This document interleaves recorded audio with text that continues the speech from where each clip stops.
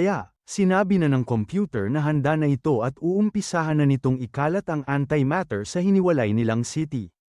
Makalipas lamang ang ilang sandali ay napatigil na ang lahat ng tao doon sa kanilang ginagawa dahil nakita nila na merong nahuhulog galing sa langit. Bigla namang napatingin ang lalaki kanina sa sinaktan niyang bata dahil meron itong naramdamang kakaiba. Pinakita dito na maganda ang epekto sa kanya ng artificial na antimatter kaya parang kakaiba daw ang kanyang nararamdaman at sa tingin daw niya ay kaya niyang baliin ang kamay ng siraulong nagnakaw sa kanya. Bumalik naman na ang ating storya sa labas ng mundong iyon dahil nakita nila na gumana na sa mga tao doon ang antimatter. Ang radiation daw nito ang magbibigay sa kanila ng mas malakas na kapangyarihan kaya nasa tamang landas na talaga ang plano ni Isaac Newton. Inisip ng ating bida na gamitin daw sana ng mga ito ang kapangyarihang iyon ng mabuti para sila ang maging mga pinakamalakas na nilalang sa gagawin nilang bagong mundo. Pagkatapos nilang maranasan ang dalawang era ng matagal ay tuluyan na silang nang evolve sa pangatlong era. Dahil sa radiation ng antimatter ay nagkaroon ng kapangyarihan ang iba na pwedeng ihalin tulad sa mga superhero. At ang lahat ng ito ay dahil sa ginawa ng kanilang God at ni Mr. Newton. Sa kanilang laboratory, sinasabi nito sa ating bida na hindi daw niya inakala na kaya niyang gumawa ng isang mundo dahil ang akala niya ay ang God lang ay may kaya nito. Sinabi naman sa kanya ni Lee na normal na araw lang yun sa kanilang club kaya pagdating ng panahon ay masasanay din daw siya doon. Hindi naman na ito sumagot dahil inisip na lang niya na baka tama nga ang sinasabi nito. Gagawin na lang daw niya ang lahat ng kanyang makakaya sa kanilang mga proyekto at magtitiwala ng buo sa Time Merchant. Lumipat naman bigla ang ating storya sa ibang lugar at makikita natin na meron isang helicopter na dumadating dito. Sinalubong ng isang alalay ang dumating pero bigla na lang nitong binato sa lalaki ang kanyang bag at tinanong kung wala pa rin bang sagot sa kanila ang China. Sinabi nito sa babae na hindi daw talaga nila gustong sumali dahil hindi nga rin sila nagpadala ng tauhan doon sa kanilang meeting. Hindi naman natuwa doon ang babae kaya tinawag nitong duwag ang mga iyon. At kung ayaw daw nilang sumagot sa kanila ay ang ibig sabihin daw nito ay tumatanggi silang makipag-cooperate sa kanila. Pagdating sa sekretong meeting room ay makikita natin na nagdabog ang isa doon dahil dumating na rin sa kanila ang balita na hindi gustong makipagtulungan sa kanila ng China. Makikita din doon ang iba't ibang general na galing sa iba't ibang parte ng mundo na hindi din natuwa sa kanilang ginawa. Nanahimik naman bigla ang lahat nung sumigaw ang kanilang boss at sinabi na manahimik silang lahat. Wala naman na daw silang magagawa sa nangyari kaya ma-focus na lang daw sila sa susunod nilang mga gagawin. Dahil doon ay inumpisahan na ng babae kanina ang kanilang meeting at tinanong kung natatandaan pa ba nila ang nangyari sa bansang R 2 years ago. Merong 103 na namatay sa isang research institute at ang lahat daw ito ay namatay gamit lamang ang isang saksak sa leeg. Nandoon din sa report na hindi na nila natagpuan doon ang isang doktor na nagtatrabaho doon na nagngangalang Nobu Ishida. Dinagdag pa nito na ayon sa ibang mga witness sa pangyayaring iyon ay may nahuli silang mga tao na merong ekstraordinaryong katawan. At dahil sa lahat ng mga nakuha nilang data tungkol sa kasong iyon ay meron na silang naisip. Sigurado na daw sila na ang may gawa nito ay kayang magpabilis ng oras at lahat ng kanyang kasama ay merong kakaibang lakas. Nung narinig na ng boss ang lahat ng sinabi ng babae ay tinanong nito kung ano ang kanyang plano para doon. Sinabi naman sa kanila ni Audrey na para matapos nila ang problema nilang iyon ay kailangan agad nilang hanapin ang kanilang boss. Alam naman ng lahat ng hindi normal ang ginagawa ng kanilang kalaban kaya pwede daw nilang sabihin na hindi ito tao. Kaya, ang itatawag daw nito sa kanilang misyon ay Operation God Hunting. Bigla namang natawa ng malakas ang kanilang boss at sinabi na kakaiba daw talaga ang mga babae sa silangan. Tinuro nito ang babae at sinabi na gusto niya ang kanyang plano pero pinaalala nito sa kanya na hindi nila dapat patayin ang kanilang mga makakalaban. Kung maaari daw ay dalhin nila ito doon ng buhay para magawan daw nila ito ng experiments. Dahil, sa tingin daw niya ay hindi lang pampabilis ng oras ang kaya nitong gawin. Lumipat naman ang ating storya sa headquarters ng Division O at makikita doon na tinatanong ng babae kung ano ang nangyari sa secret meeting sa bansang A. Sumagot naman ang kanyang kausap at sinabi na meron daw 11 bansa na pumunta sa kanilang tinatawag na hunting operation. Nung narinig ito ng babae ay sinabi niya na mukhang siniseryoso na daw talaga nila ang banta ng kanilang kalaban. Pero, hindi daw natuwa sa kanila ang lahat nung tumanggi sila na sumama sa kanilang meeting. Tumawa lang naman doon si Fan Yung Siyang at sinabi na hayaan na lang niya ito dahil hindi naman daw sila ang kanilang boss. Pagkatayo nito ay naglakad ito papunta sa lalagyanan niya ng mga libro at hinayla ang kanyang secret key. Habang nagbubukas ang kanyang secret door ay sinabi nito sa babae na hindi naman nila kailangan ang mga iyon dahil mas marami ang kanilang impormasyon tungkol sa kalaban. Na-connect daw nila dito sina Anna Petrov ng bansang R at si Stephen Hall ng bansang A at marami pang iba. Kahit sinubukan daw nilang itago ang kanilang pagkatao ay hindi pa rin ito nakawala sa kanila. Hindi lang daw yun ang lahat dahil nung mga nakaraang taon ay pinapante nila ang kanilang mga successors para pumunta sa China. Hindi naman 100% na sigurado ang lalaki sa kanyang sasabihin pero sinabi nito na hindi nila mga successors iyon dahil ang sa palagay niya ay sila mismo ang pumunta doon. Hindi naman makapaniwala ang lahat ng nakarinig doon dahil kung totoo ang sinasabi sa kanila ng lalaki ay ilang daang taon na dapat ang mga iyon. Sinabi nito na posibleng mangyari ang lahat ng iyon dahil ang kanilang pinag-uusapan ay si Zero. Inabot nito sa babae ang kanyang iPad at sinabi na mukhang hindi pa talaga nila kilala ang matagal na nilang minamatsyaga na si Zero. Nakasulat doon ang mga historical record na nag-umpisa pa sa lumang mga dynasty kaya tinanong nito kung ano naman ang kinalaman noon sa kanilang kaso. Ngumiti sa kanya ang lalaki dahil hindi pa rin napapansin ng babae kung ano yun kaya sinabi nito na basahin lang niya iyon hanggang dulo. Nag-iba naman bigla ang kanyang ekspresyon nung napansin na nito kung ano ang pagkakaparehas ng iba't ibang panahon ng history. Kaya, napagtanto na nito na buhay na ang kanilang tinatawag na Zero simula pa nung unang panahon. Pinaliwanag na sa kanya ng lalaki na sa huling ilang libong taon ay naglibot ito sa buong mundo gamit ang pangalang Luli. Kaya daw hindi ito nagtatago sa kanila ay iniisip siguro nito na wala namang magagawa sa kanya ang kahit na sino kaya para sa kanya ay hindi na ito kailangan. Naisip naman agad ng babae ang mangyayari sa hunting operation dahil hindi daw siguro nila alam kung ano talaga ang kakayanan ni Zero. Nung tinanong nito sa kanyang boss kung sasabihin ba nila ito sa kanila ay sinabi agad nito na wag. Ayaw kasi nito na makalaban si Mr. Lee kaya ang kailangan lang daw nilang gawin ay manood kung ano ang mangyayari. Pagkatapos noon ay makikita natin na nasa bansang I na ang ating storya. Sa isang bar, makikita na rin na merong isang lalaki na nagpapakalasing na para bang walang ibang iniisip. Habang binabato nito ang bateng yun sa ere ay sinasabi sa kanya ng dalawang babae na ang lakas daw talaga nitong uminom. Lumapit naman sa kanya ang isa at nakakaakit na sinabi na wag siya masyadong maglasing dahil meron pa silang gagawin. Nung sinabi nito na hindi pa naman ito masyadong lasing ay nagkatinginan na ang dalawang babae. Pagkatapos noon ay hinawakan na nito ang hita ng isa at sinabi na kung gusto niya ay pwede na nila itong simulan. Hinawakan nito ang kanyang mukha at habang nakatingin ay unti-unti na itong lumapit para halikan ang babae. Pero, bago pa niya ito magawa ay naramdaman na nito ang malamig na baril sa kanyang leeg. Pagkatapos noon ay tumayo na ang dalawa at sinabi na kung ayaw niyang mamatay, kailangan niyang sabihin ang lahat ng kanyang nalalaman tungkol sa kanyang God. Dahil hindi ito nagsalita ay dinala na nila ito sa isang tagong lugar para doon nila ito subukang pagsalitain.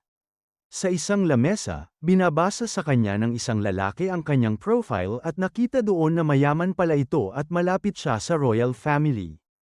Tumawa naman sa kanya ang lalaki dahil alam na nito kung sino ang kanyang binabangga at sinabi na kung ayaw niyang matanggal sa kanyang trabaho ay pakawala na siya nito ngayon din.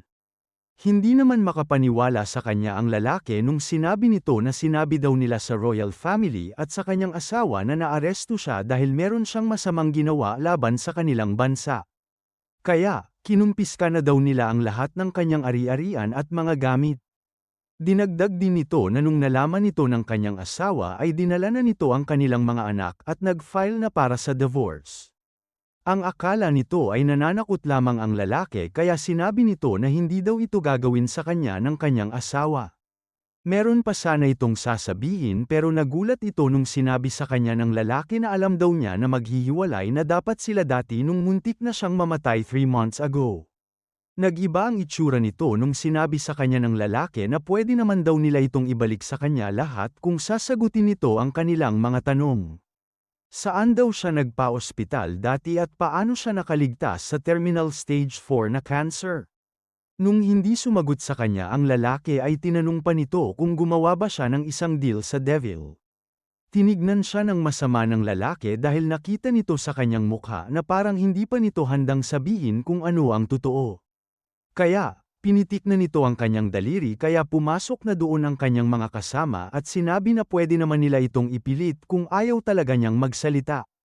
Nilaipat na nila ito sa kanilang operating room at sinabi na ng doktor sa lalaki na nasa katawan pa rin daw nito ang mga cancer cells pero hindi daw nila alam kung ano ang nangyayari dahil hindi daw ito dama-dami. Dinagdag pa nito na nakita daw nila na halos 70 years old na ang lalaki ay parang 18 lang daw ang kanyang pisikal na kalagayan. Ang tanging paliwanag lang daw na naiisip nila sa nangyari ay nakakuha ito ng eternal youth. Dahil doon ay sinabi na ng lalaking nakasalamin na gisingin na nila ito ngayon din. Sinabi naman sa kanya ng doktor na bibigyan na nila ito ng gamot at gising daw ito pagkatapos ng 15 minutes.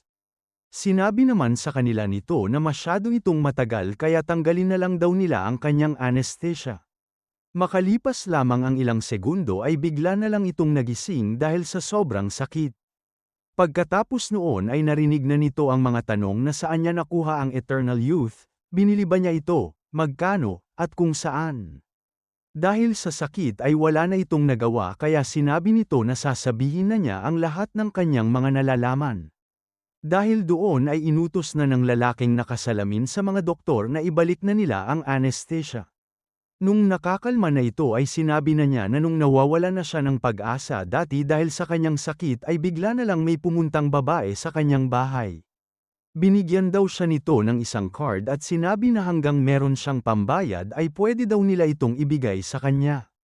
Hindi naman makapaniwala doon ang lalaki nung sinabi nito na ang binibenta daw sa kanya ng babae ay lifespan. Dahil doon ay tinanong agad nito kung ano ang pangalan ng babaeng iyon at saan nila ito mahahanap. Sasabihin na sana nito ang lahat dahil sa takot pero bigla na lang itong nawalan ng buhay. Hindi naman nila alam kung ano ang nangyari kaya sinabi sa kanya ng doktor na bigla na lang daw tumigil ang tibok ng kanyang puso. Ayon sa kanilang data, parang bigla daw bumalik ang epekto ng cancer at bigla na lang itong kumalat ng napakabilis sa kanyang katawan. Habang iniisip ng mga ito kung ano talaga ang nangyari ay bigla na lang silang may narinig na malakas na tunog galing sa labas. Mabilis tumakbo ang lalaking nakasalamin sa tunog para makita nito kung ano ang nangyayari. Nagulat ito nung nakita niya na wala ng buhay ang lahat ng kanyang mga kasamahan na nagbabantay sa buong building. Makalipas lamang ang ilang sandali ay lumabas na din doon si Feng na gamit ang kapangyarihan ng kanyang boss. Nakangiti na ring lumabas sa kanyang likod ang ating bida at sinabi sa lalaking nakasalamin na narinig daw niya na hinahanap siya nito. Sinabi nito ang pangalan niyang Adams, ang pinuno ng Supernatural Department sa bansang M na ang specialty ay ang pangungopya ng identity ng ibang tao. Hindi naman makapaniwala doon ang lalaki kaya tinanong nito ang ating bida kung paano niya nalaman ang lahat ng iyon. Kalmado namang sinabi sa kanya ni Lee na simula daw nung binuo nila ang Operation God Hunting ay pinapanood na siya ng kanyang mga kasama. Kaya, para ipakita dito na totoo nga ang kanilang mga hinala ay ginamit na nito ang kanyang kapangyarihan sa kanyang harapan. Dinala nito si Adam sa River of Time para makita talaga nito kung sino ang kanyang kinakalaban. Doon na nito sinabi na kahit ano pa daw ang gawin nilang plano ay hindi nila ito malalapitan kung hindi niya gusto. Dahil, kung ikukumpara daw siya sa mga ito ay isa siyang God, ang God ng oras. Kaya, para manahimik na daw ito ay meron siyang hinandang buhay para sa kanya. Pagkadilat nito ng kanyang mga mata ay napansin agad ni Adams na napunta na sila sa ibang parte ng River of Time. Sinabi sa kanya ng ating bida na ipaparanas daw nito sa kanya ang eternal life sa lugar na iyon. Tinaas na nito ang kanyang kamay para gamitin ang kaninang kapangyarihan pero bago niya ito magawa ay may nangyaring kakaiba doon. Napatingin ito sa kanyang taas at napansin ang mga bula na merong nakalagay na mga alaala. Nung tinignan niya itong mabuti ay nakita doon ni Lee ang dati niyang buhay bago pa siya nagkaroon ng kapangyarihan. Habang pinapanood ito ay inisip ni Lee kung ano kaya ang ibig sabihin nito at kung bakit ito nagpakita sa kanya. Pinanood naman niya yun at sinabi na ito daw ang panahon na hindi na talaga niya alam kung ano ang gagawin niya sa kanyang buhay. Doon na talaga inisip ng Time Merchant kung saan kaya nanggaling ang natanggap niyang kapangyarihan para kontrolin ang oras. Ginamit nito ang kanyang kapangyarihan sa mga alaala at sinabi na wala pa rin siyang ideya dito dahil masyado itong komplikado. Nung tumama ang kanyang ginawa sa kanyang alaala ay doon na niya naalala na dati pa niya sinasabi sa kanyang sarili na ayaw talaga niyang mamuhay ng ordinaryo. Pero, habang nakikita niya na pumapasok sa dati niyang pagkatao ang kanyang kapangyarihan ay naliwanagan na ito. Siya ang nagbigay sa kanyang sarili ng kapangyarihan dahil bumalik ito sa sarili niyang nakaraan para mangyari yun. Kaya niya naisip gumawa ng Eternal Club ay konektado na talaga ito sa kanyang pagkatao at kahit na anong mangyari ay doon pa rin pupunta ang kanyang future. Natigil naman na ito sa kanyang iniisip dahil tinanong siya ni Adams kung ano ang nangyayari sa kanyang katawan. Hindi naman sinagot ng ating bida ang tanong ng lalaki dahil sinabi nito na alam daw niya ang tungkol sa operasyon nilang God Hunting. Alam rin daw niya na isa lamang siyang utusan sa organisasyong yun dahil meron talaga silang boss na sinusunod. Kaya, naghanda daw siya ng isang laro para sa kanilang lahat. Gagamitin daw siya nitong pain para isa-isa niyang mapalabas ang lahat ng kanyang kasama at matapos na ito ng tuluyan. Pagkatapos noon ay ginamit na ni Lee ang kanyang kapangyarihan kay Adams para patalsikin ito sa isang portal.